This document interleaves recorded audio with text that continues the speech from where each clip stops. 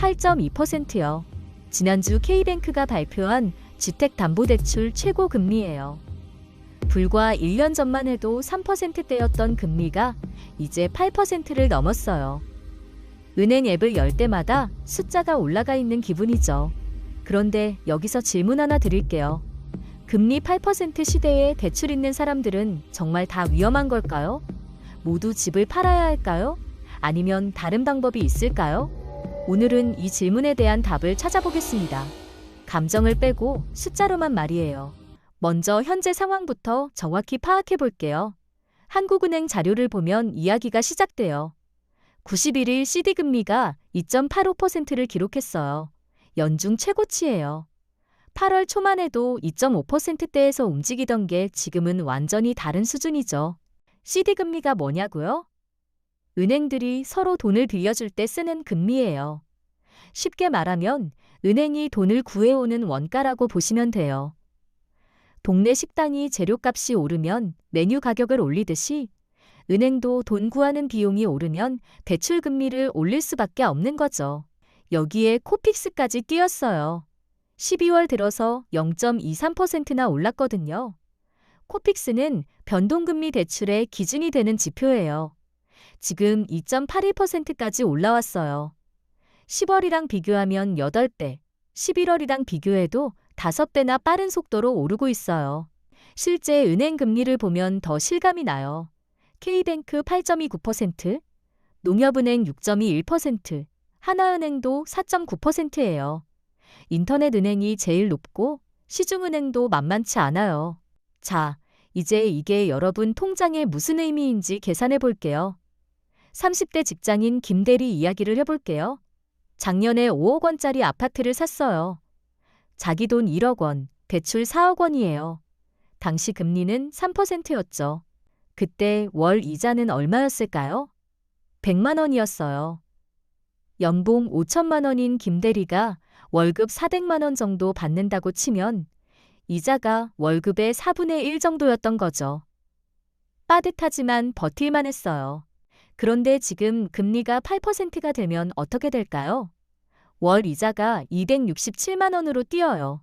월급의 65%예요. 여기에 원금 상환까지 하면 월급 거의 전부가 대출 갚는 데 들어가는 거죠. 1년이면 얼마가 더 나갈까요? 뜬창만 원이에요. 거의 2천만 원이 추가로 나가는 거예요. 김대리 입장에서는 연봉 절반 가까이가 추가로 필요한 상황이 된 거죠. 이유를 하나씩 뜯어보면 이해가 쉬워요. 첫 번째는 환율이에요. 원달러 환율이 1,400원대까지 올라갔거든요. 환율이 오르면 수입 물가가 올라요. 한국은행 자료를 보면 수입 물가 지수가 전월 대비 2.6%나 뛰었어요. 1년 7개월 만에 가장 큰 폭이에요. 수입 물가가 오르면 결국 우리가 마트에서 사는 물건값도 올라요. 실제로 소비자 물가가 9월 2.1%에서 10월 2.4%로 올랐어요. 3개월 연속 2%대를 기록하고 있죠. 두 번째는 국채 금리예요. 국채 3년물 금리가 3%를 돌파했어요.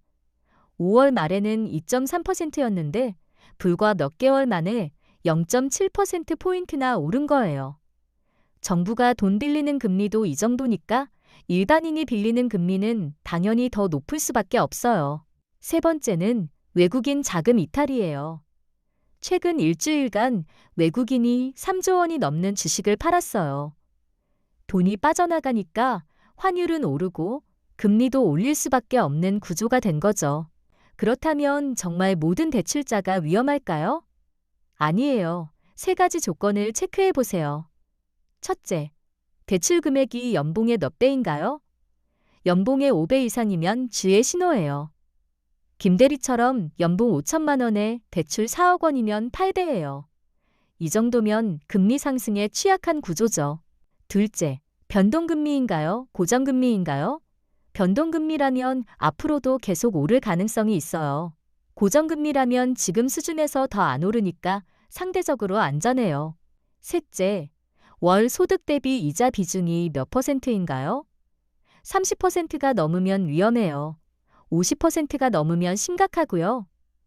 김대리는 65%니까 정말 위험한 상황이에요. 이 세 가지 중에서 두 가지 이상 해당되면 지금부터 말씀드릴 대응 전략을 진지하게 고민해 보셔야 해요. 선택지는 세 가지입니다. 많은 분들이 궁금해 하실 거예요. 지금 집을 팔아야 하나요? 정답은 사람마다 다르다예요.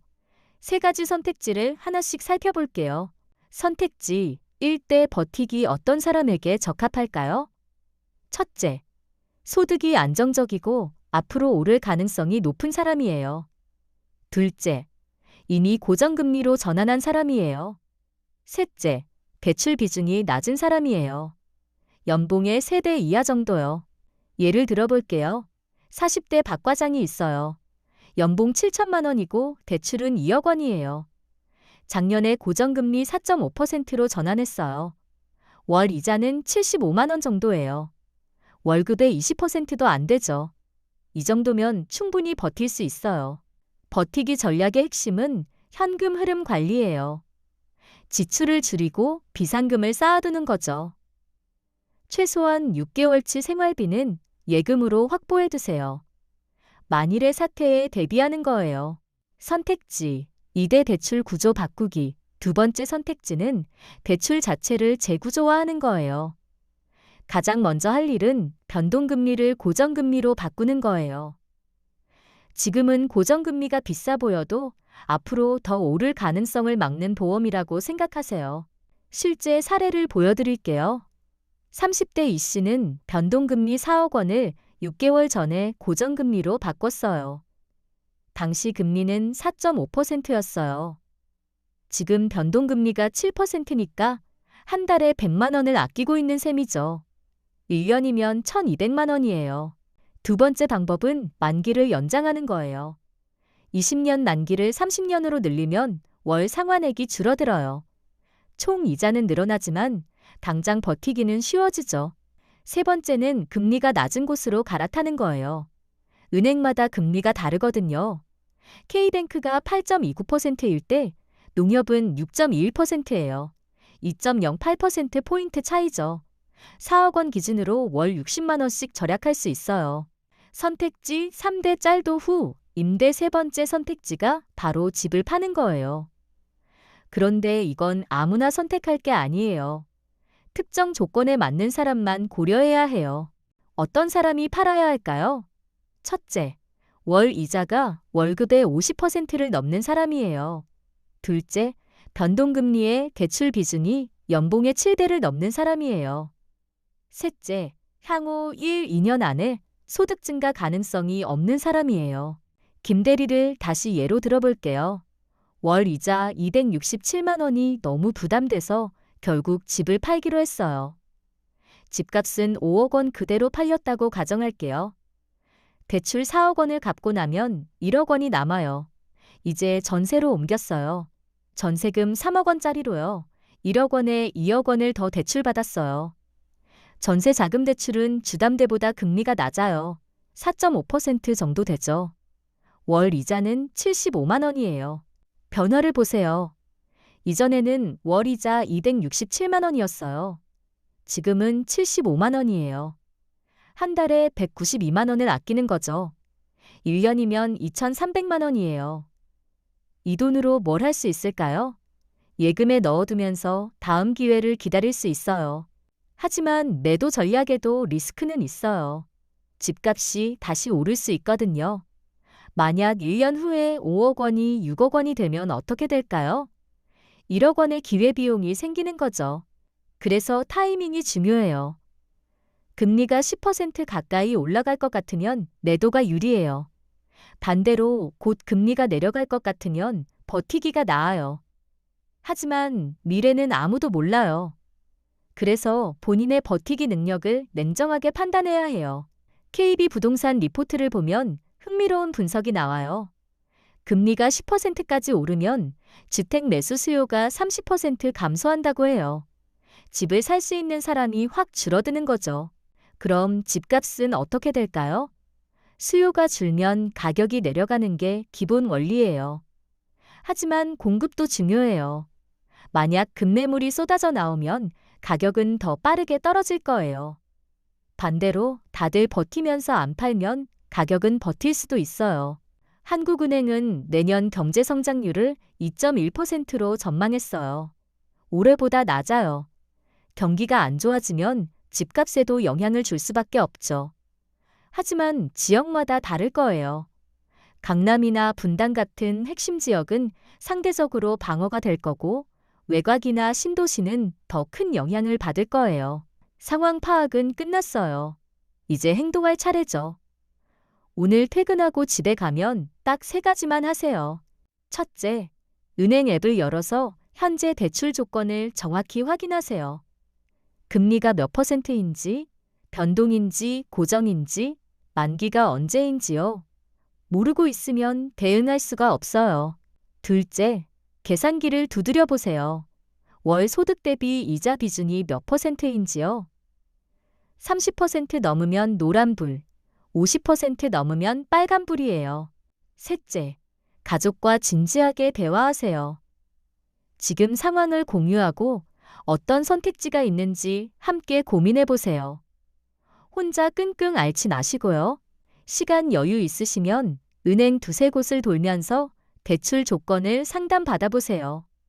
고정금리 전환 비용이 얼마인지, 다른 은행으로 갈아탈 수 있는지 물어보세요. 상담만 받는 건 공짜예요.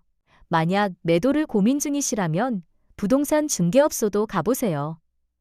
현재 시세가 어느 정도인지, 얼마나 빨리 팔릴 수 있는지 확인하세요. 여러 곳을 다녀보면서 정보를 모으세요. 여기서 중요한 말씀 드릴게요. 이 영상은 정보 제공 목적이에요. 투자나 매매를 권유하는 게 절대 아니에요. 부동산 투자는 본인의 판단과 책임으로 하셔야 해요. 저는 부동산 전문가도 아니고 여러분의 개별 상황을 모두 알 수는 없거든요. 특히 매도 결정은 정말 신중해야 해요. 세금 문제, 가족 상황, 직장 안정성, 다른 자산 현황 등을 종합적으로 고려해야 하거든요. 필요하다면 세무사나 재무설계사 같은 전문가와 상담하시는 것도 좋은 방법이에요. 마지막으로 과거를 한번 돌아볼게요. 2008년 금융위기 때를 기억하시나요? 미국에서 주택담보대출 금리가 급등하면서 수많은 사람들이 집을 잃었어요. 그때 살아남은 사람들의 공통점이 뭐였을까요? 바로 냉정하게 판단하고 빠르게 움직인 사람들이었어요. 감정에 휘둘리지 않고 숫자를 보고 결정한 거죠. 우리 집이니까 여기서 오래 살았는데 라는 애착을 버리고 생존을 선택한 거예요. 하지만 반대로 위기를 기회로 만든 사람들도 있었어요. 현금을 확보해뒀다가 집값이 바닥일 때 좋은 물건을 산 사람들이죠. 2008년에서 2009년 사이에 집을 산 사람들은 지금 엄청난 수익을 보고 있어요. 자, 정리할게요. 금리 8% 시대에 모든 대출자가 위험한 건 아니에요. 본인의 상황을 냉정하게 체크해 보세요. 대출 규모, 금리 유형, 소득 안정성, 이 3가지가 핵심이에요.